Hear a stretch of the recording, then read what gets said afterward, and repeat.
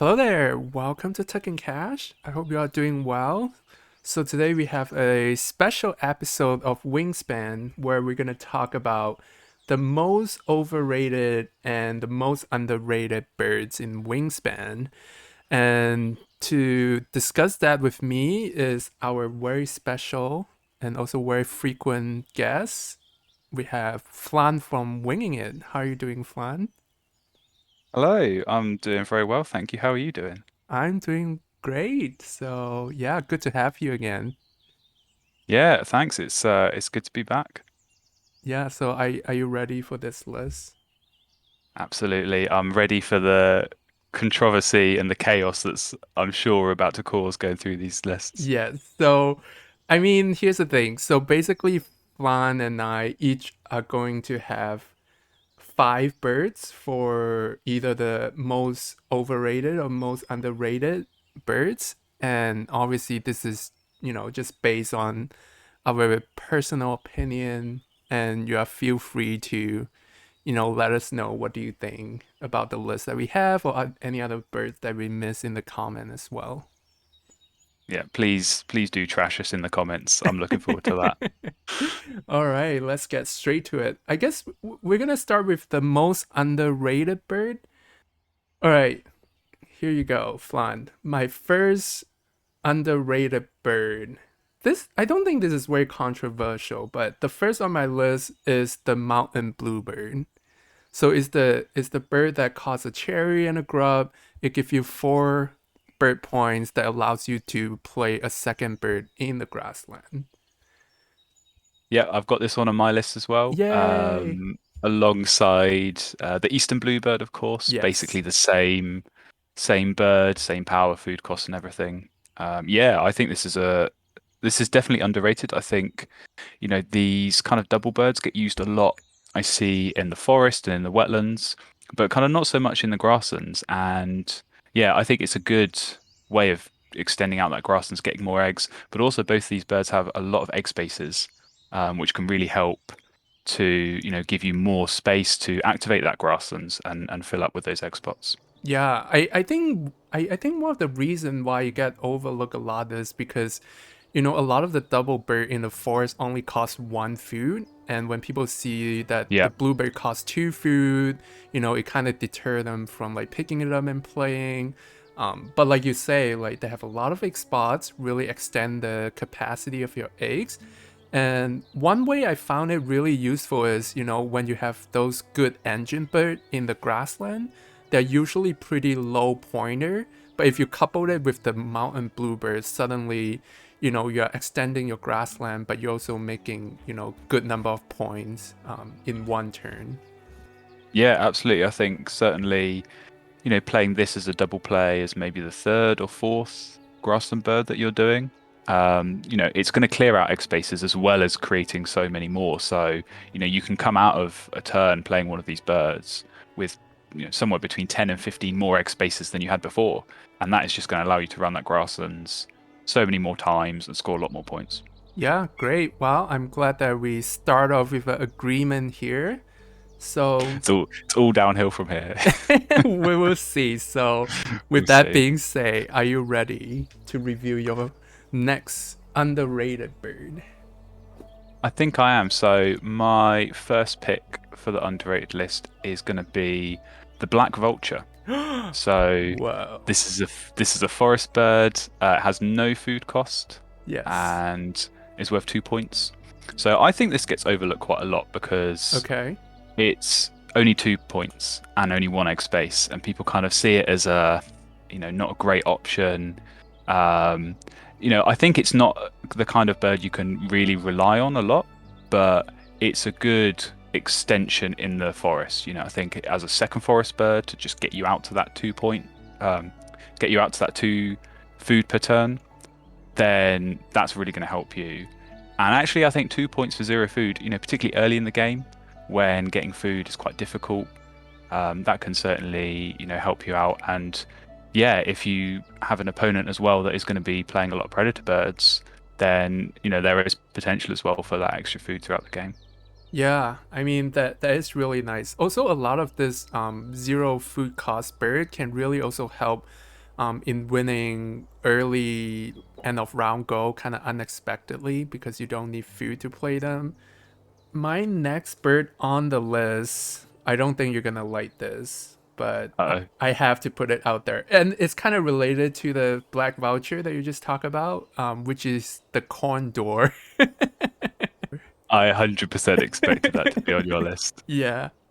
I So think say what you have to say. I mean I think it kind of falls into the same categories that like, the condor only give you 1 point, and only one egg spot. So people kind of I don't know. I won't say most people, but a lot of people kind of hate on the condor. I don't know why, but I think it's a very good bird, like you say with the black vulture. It's just a good filler bird for your forest or your wetland. And yeah, I think it's just overall a good bird for me. I don't know why people hate on it. I find it quite frustrating to play with. It's one of those where, like you say, with the similar to the vulture, in that it's good early game because it doesn't cost food. It's easy to get down. It can go anywhere.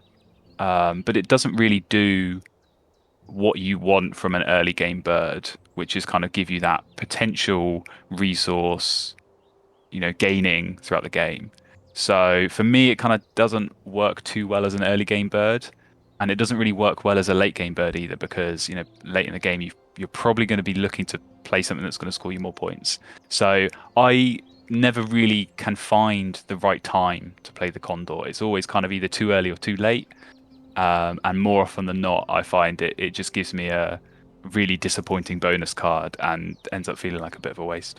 Yeah, I mean, well, I think that could be mostly just your personal experience, but I mean, yeah, I can see that Condor is definitely not a good late game bird because it's just 1 point, and even if you score really well from your bonus card, it might not be worth it.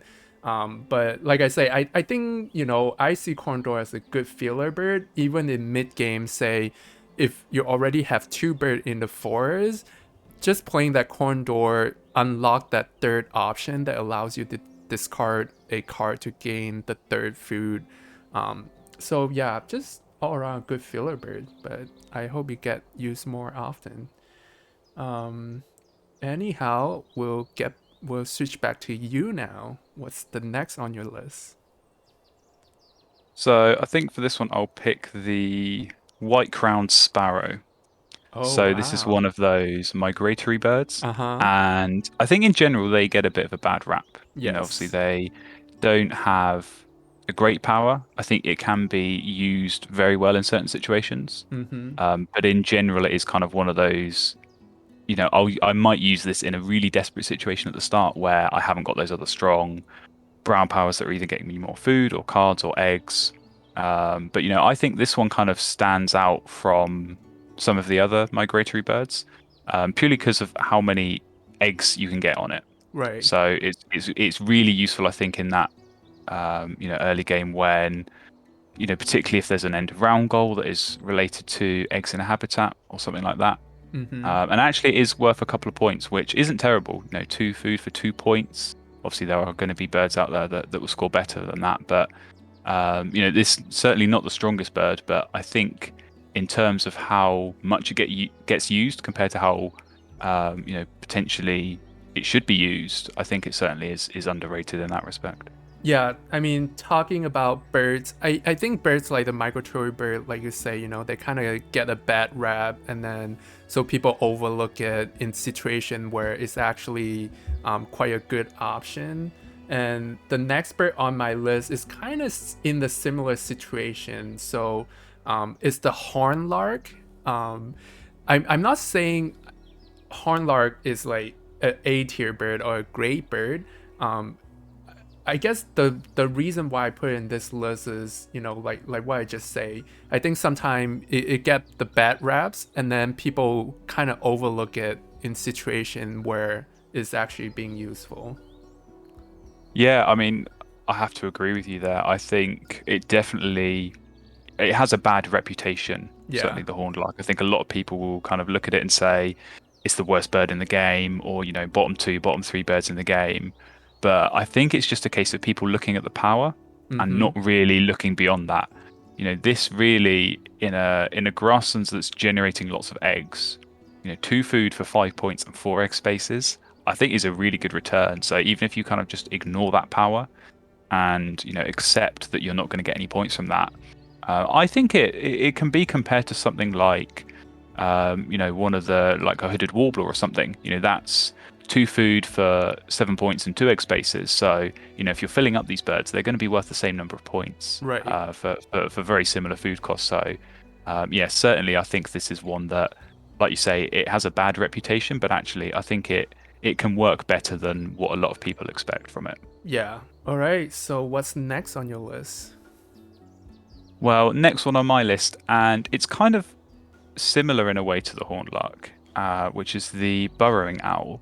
So I think again, it's one of these where people look at it as one of these dice rolling hunting powers, which I think we all know are not as good as the other hunting powers that look at cards from the deck.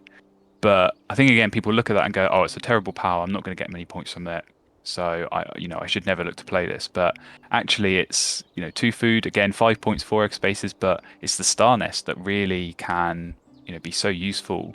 If you're looking to help towards a bonus card, or particularly those end of round goals that are looking for number of eggs in certain kind of nest, this can really swing that in your favor and even potentially, push you over the edge from losing an end around to winning. And that is such a huge point difference. So, yeah, I think this again is one of those that's kind of underused because people look at the power and it kind of has this reputation of not being a great power, but certainly it can be useful.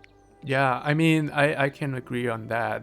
And I mean, even the fruit cost with one grub and one rodent is relatively easy to play compared to other predator which require multiple rodents. So, Yep, all right. absolutely. So back to me. I guess the next one on my list is the red crossbill. So it's the bird that costs 2 grain, give you 6 points, and when you activate it, everyone get a grain.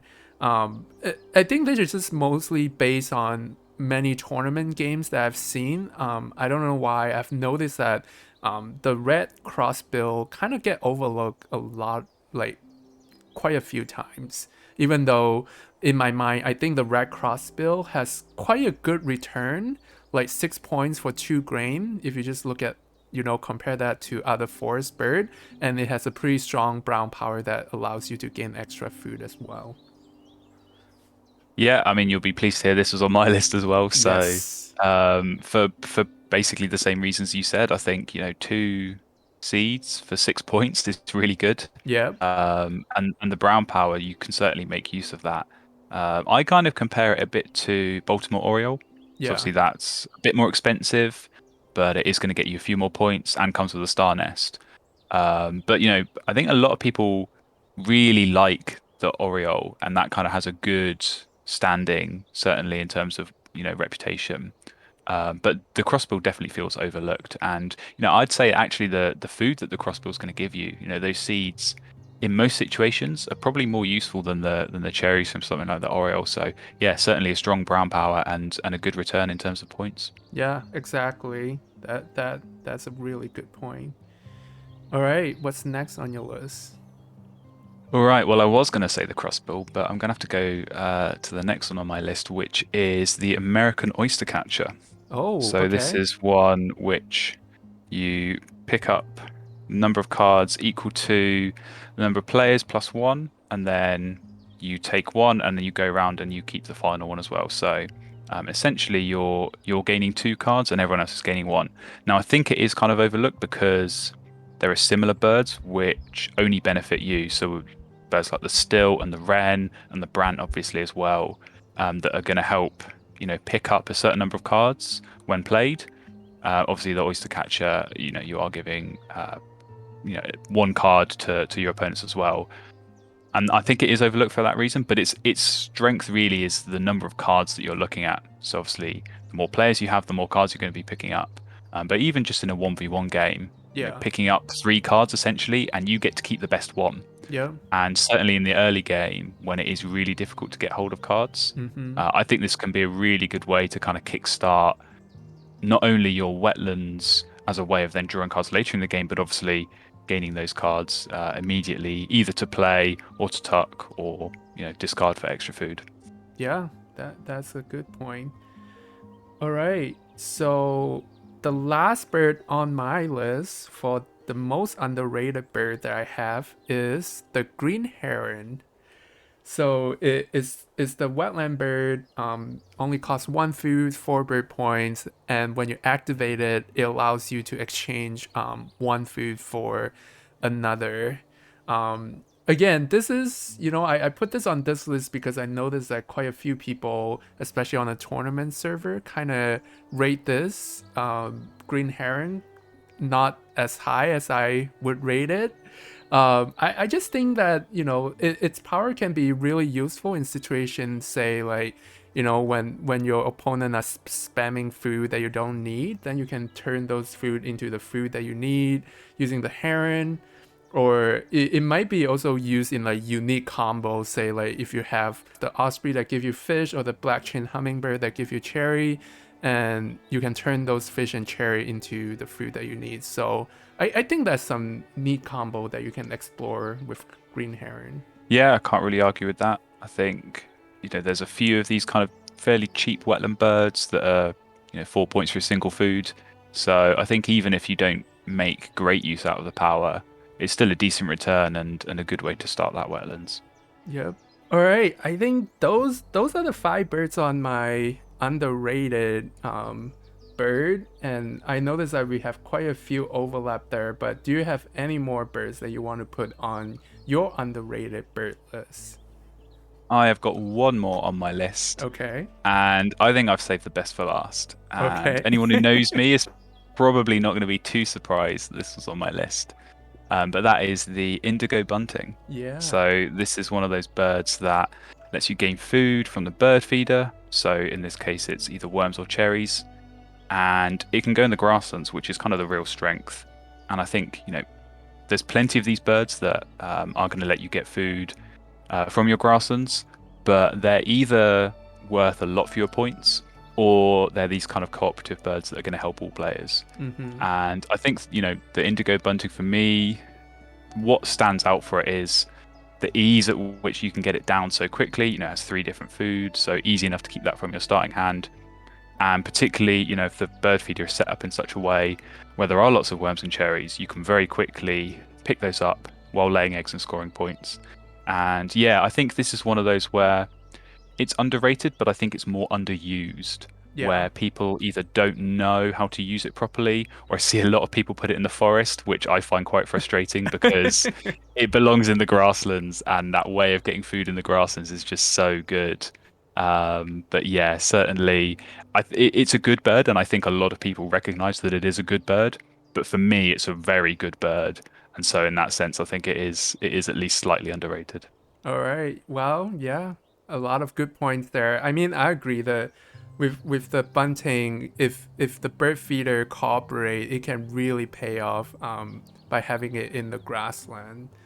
All right, that wrap up our list for the underrated birds in Wingspan. And Flan and I are gonna do a second part where we talk about the overrated birds in Wingspan. So stay tuned for that. And as always, thanks for joining me today, Flan. No worries. Thanks for having me. And yeah, I'm looking forward to part 2 already. Yeah, thanks for watching. And yeah, please head over to Flan channel, Winging It, to check out more Wingspan content.